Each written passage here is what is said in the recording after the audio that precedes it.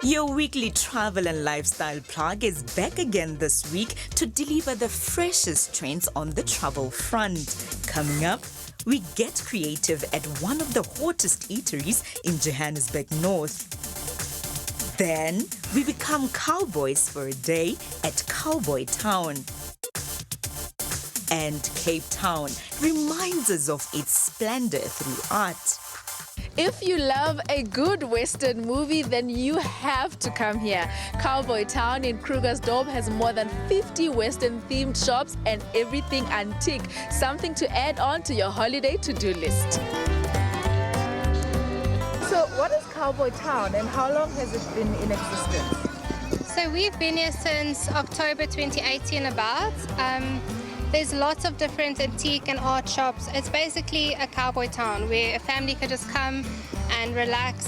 There's place to eat, there's place to browse, there's different shops here, and we've got a market every Sunday as well with live music. Okay, so who came up with the theme Cowboy Town and what cowboys? I mean, we're in South Africa. My dad has just always been a fan of cowboys, and he said he wanted to build a cowboy town that would be different from the rest of South Africa, where you can just come and you can just experience something completely different. Sundays are especially more fun. You can come dressed in your costume, enjoy live music and some good food.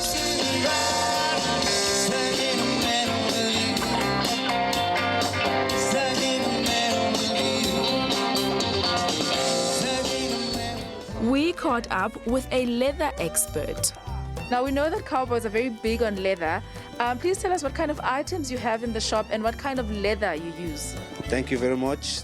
Like you can see, I have different lovely bags I make with genuine leather. And if you check out the main correct leather that I have so much here in my shop, like we call it buffalo. This buffalo, most of this buffalo is a very huge animal in the bush, but it's very big and it's soft. If you watch the skin is very soft, but you can feel it soft. And this bag is the most designing bag. You can't get it anywhere. This bag is a bag that most of this animal I killed the animal myself. I designed the bag myself and I'm marketing it myself, and for a good price. I do sell on stock price. If you want, I give you stock. You go out and sell. And most of the animal, like you see, I have ostrich. They have ostrich that also have and I also have this one cow leather. You can see like this one here is a cow leather. You can see I design it, I make it here. This is a cow leather, this is a buffalo, and this is an ostrich. I just make it to combine it.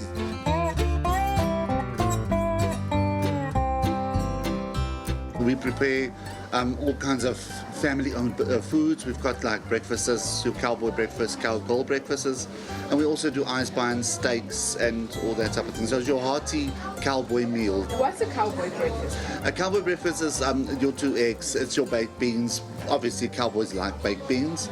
So it's your baked beans, your toasts, your sandwiches, your sausages, as well as your eggs and the normal things that after the one. It's very much like a South African breakfast. It's like a South African breakfast, that's correct. The whole menu is like South African. It's a South African breakfast. It's a hearty South African breakfast. We're a family-owned business, and we believe that South Africa needs to cultivate their culture. Do you find that maybe you had to research what other foods that the Westerners eat? We had to, yeah. We did a lot of research. We also changed our menu now as well recently to obviously accommodate the cowboy environment. So we had to do a lot of research of what the cowboys ate at that time. I mean, they ate a lot of baked beans. They were meaty people. So that's why we decided to do the meat and the ice binds and the steaks and all that type of thing.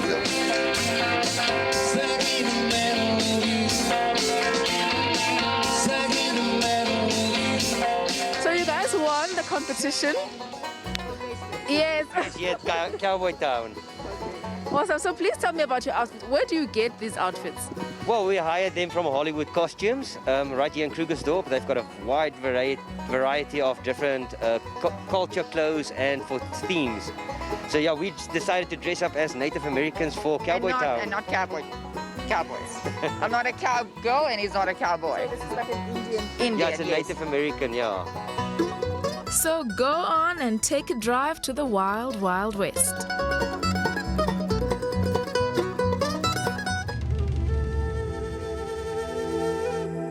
The Kruger National Park in Palabora offers an experience of game viewing in a completely new and different way.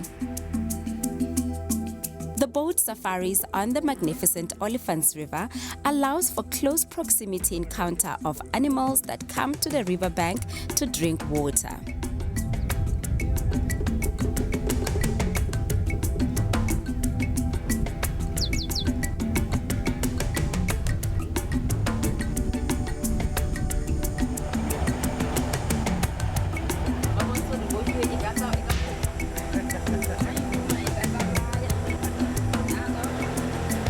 Palabora was founded in 1950 or so, and then they started mining in our area, and somewhere around 1954, and then possibly that's when they built the bridge, realizing that the people were coming from different places to come and find work in Palabora.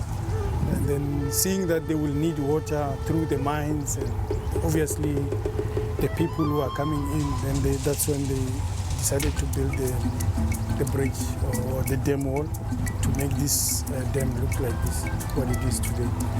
We do morning safaris, afternoon safaris. The aim actually is just to, to get the guest experience the nature from the water, seeing animals that are coming closer to the river to drink.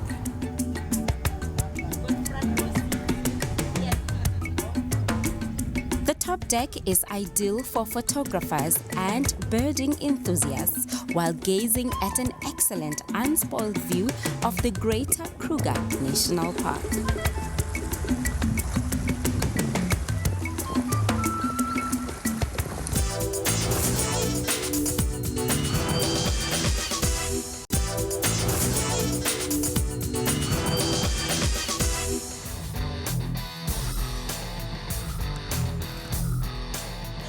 Welcome, guys, to the Historic Motorcycle Museum in Denaysville. This museum was built and formed by the late John Boswell. Unfortunately, John passed away only 3 weeks ago, but his memory now lives on in this museum. The vision of the place was actually to create a conference center, and things didn't go quite so good with that, and eventually John brought one of his bikes in from his storage down the road, and then the next one came and the next one came, and eventually the interest in the museum started there, and so over the years people have started displaying their bikes, and John brought his collection of motorcycles in. And the vision of the museum is basically to create an interest in motorcycles and to keep the history of motorcycling in South Africa going. He loved Triumph motorcycles, any British motorcycles, BSAs, Nortons, he specialized in those. And he spent many hours restoring old British bikes, and that was his speciality. John was an ex-racer himself. From the 1970s and 1980s, he used to race sidecars, and he's also raced in many of the European circuits and in the Isle of Man. Now, as you walk into the museum, the first thing you're going to see as you walk through the door is this, I don't know what, this heap here, which actually shows John was a brilliant mechanic. He was absolutely brilliant at motorbikes and engines, but he also had a very good artistic flair, as can be seen from here.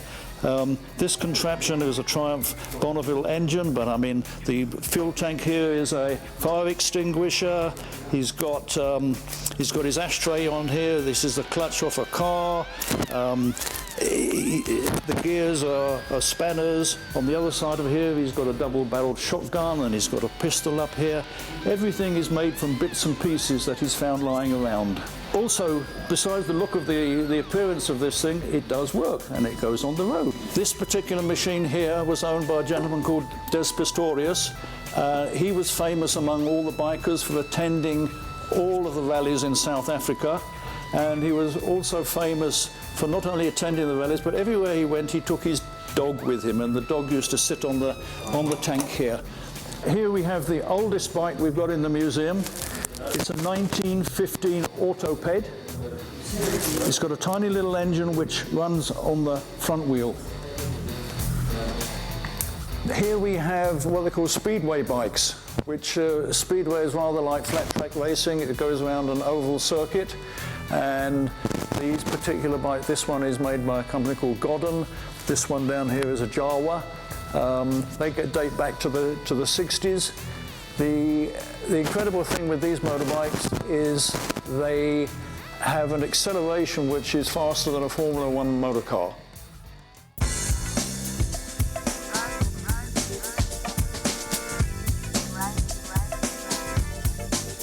This crafty cafe in Hyde Park, Johannesburg gives you just that. The space offers the visitor an environment where one can sit with a paintbrush and let their imagination run wild. So who's the target market, and does one have to be an artist?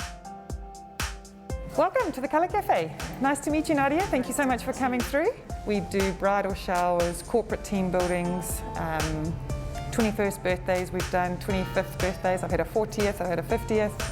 So it is really something for everybody. There's lots of fun children items to paint, whether it be a zebra or an elephant, which is just lovely for them.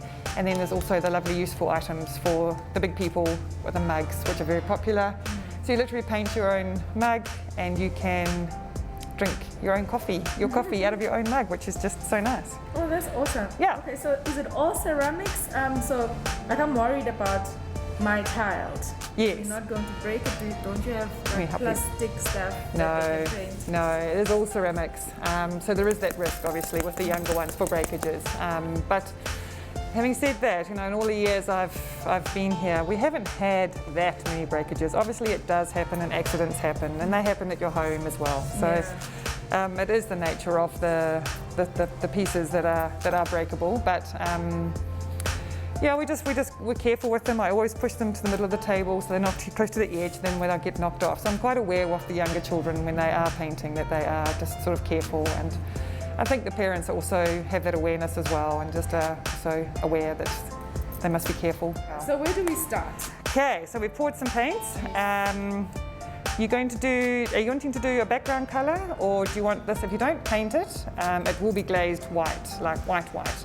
So it's just quite nice to have that clean, fresh background. Okay. So you can trace your cupcake straight on to the little box, and then paint it as you go. So I've got pencils here. Okay. So I would trace it on. With the pencil? With the pencil, and then pencil all burns off. So if you do funny lines or make mistakes, it doesn't matter. And all the smudging also all burns away. It'll be all nice and clean. So that's a good start, and then you can paint away. So the lighter colours we advise 3 coats, so it comes out nice and solid. For the darker colours, 2 coats is generally enough. So I do give them that piece of advice. And that to trace the stencil, not to paint over it as well, is quite useful. Because moving the stencil when you're painting it will just smudge the wet paint, and then it can get quite messy.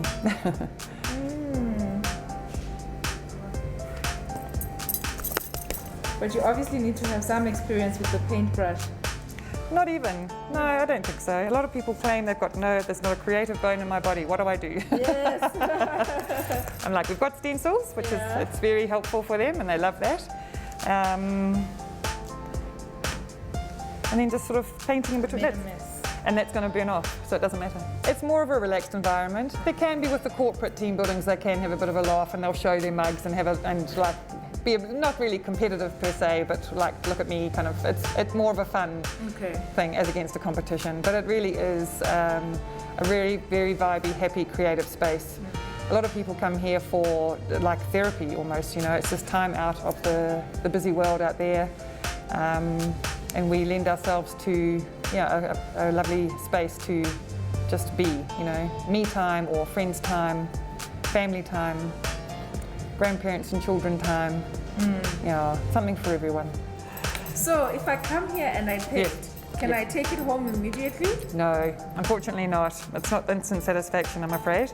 You leave it with us to fire and glaze. At the moment, our turnaround time is about 3 to 4 weeks. Just with the demand we've had, it has been a busy end of year, which is amazing. Well, there you have it. Another one of fun things to do this festive season. Something for the whole family. You can bring your grandmother, your uncle, your auntie, and the little ones. As usual, Trendz gives you nothing but the best. You can come here and have fun. It's a safe, clean environment, and just relax and detach from the outside world.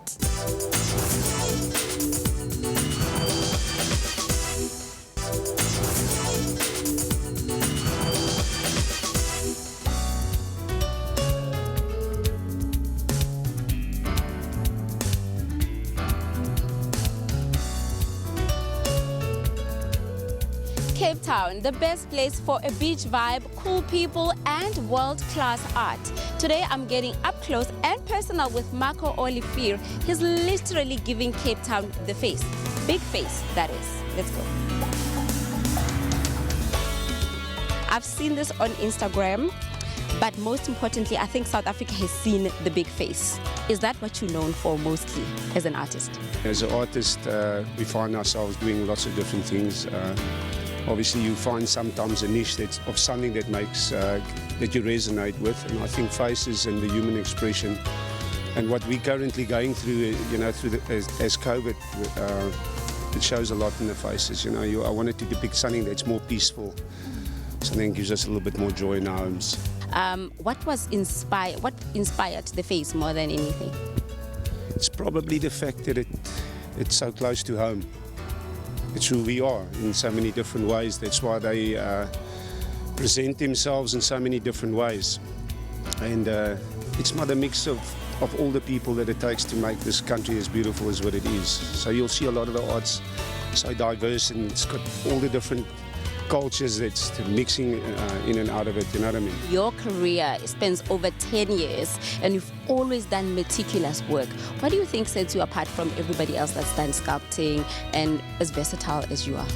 I think the fact that from a technical viewpoint, I studied aviation and got a diploma in aviation, and from there I've always been in the creative industry and in the designing industry. It's always been something that's pulled me towards that. And you know, the fact that when we do something like art, it makes people happy. So of course, if as we many times hear, when you love what you're doing, you're never really working. So much more rewarding if it earns you an income and at the same time makes a difference in people's lives. So I really honestly, I think that sets me apart from other artists is the fact that I really try and give every client 1000%. Every single piece has a name. Well, there's the face, and then there is this man right here. This is the surrender sculpture. It's obviously just something, if you look at where we are, you know, the scenes where it goes up at people's houses with valleys and mountains, it's just something that surrenders to God and to say thank you for what we have. I mean, it feels like wood. Is this wood? We cast in bronze, and we also make resin copies. In the case of a resin copy, it's something that gives a client that can give them 100 years if well looked after. So effectively it gives a person the look of bronze, but a lot cheaper than what actual bronze. Because I think every nice home deserves, or it lends towards having a sculpture, but everybody can't afford bronze, and so a resin does as well. And if you look at it, it really sometimes will confuse you. Even I will get confused sometimes because of the way that they can finish them, it really looks like bronze. And this particular one? This is a brand new piece I've just completed. It's probably my man and the battles that man face. So it will mean a lot of different things to a lot of people. Every person that looks at it will resonate to it in a different way. And it's about the emotions that we go through. You know, sometimes we're happy and sometimes we're thinking a little bit more, and sometimes, you know, life throws you a curveball and you have to deal with it. So we go through all the highs and lows, I suppose. One thing I've noticed though is that every single face has got some calmness to it, but when you sculpt a body, there is some kind of an expression with each position. Is that an intention behind the difference between these and the faces? Look, being in the art industry, you get approached by people all the time, and they're asking you to do different things, and their version of what the story might be different to what, the way I see it as an artist. And so it moves in different directions. You're not always sure, how it goes. Okay, so Marco, these I can tell they definitely don't look alike. Sometimes all these faces kind of give you a feeling that they all look the same. Tell us about the concept behind these specific faces right now. Well, as you can see, we're at the Grand, and their main color theme, or one of their special color themes, is pink. Because a very special lady set up the Grand and obviously runs it as well. And it's been one of let's call it one of her projects over many years that she's made very successful. So these were just put here for Sue, and to make it very special for the Grand.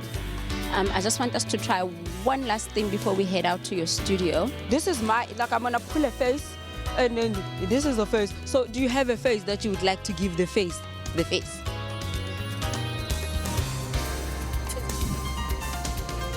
The contrast between where the art is displayed and where it's actually made, it is a form of art on its own.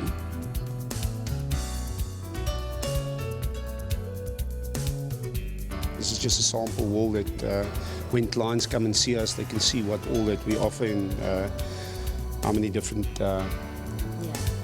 faces we make. You're so meticulous and you're very specific. You pay so much attention to detail. I just noticed now that this guy's eyes are closed. Are open, and you can actually see the pupils of the specific face. This is nice. Very, very nice. Very much. Obviously, every client that comes will come with a different need, and we'll then customize it to the way that they want it. You know what I mean? I believe this is where partly the beginning phase of each artwork, this particular process right here. Yeah, if you look at the face, it will start off by, obviously I'll make an armature, which we'll then either carve with a chainsaw and then carve further, and then we'll add artwork on it. But not all of them go in the same process. It depends entirely which job we're working on. If you took a hand like this, it effectively will start by the fact we'll first have the original shape. We decide what the item is, and then we'll continue carving until we see what we like, you know what I mean? And it will obviously be the way that the clients either asked for it or we decided originally to do. That is the biggest artwork I've ever seen. Tell me about this. This is a big face. Bigger is not always better, but in this case we obviously wanted to do something different. So I've made a few big ones, and this specific one will be displayed at Top Model. It's going to be on the stage with the event, and it's going to be moonlight masquerades. It's going to have masks and all types of nice things, so that people can watch out for it, and obviously will see it, and then they'll know where it came from. Marco's work just adds finishing touches to the masterpiece that is Cape Town. It is now time to bounce, trendy travelers. Let's meet again next week, same time, same place.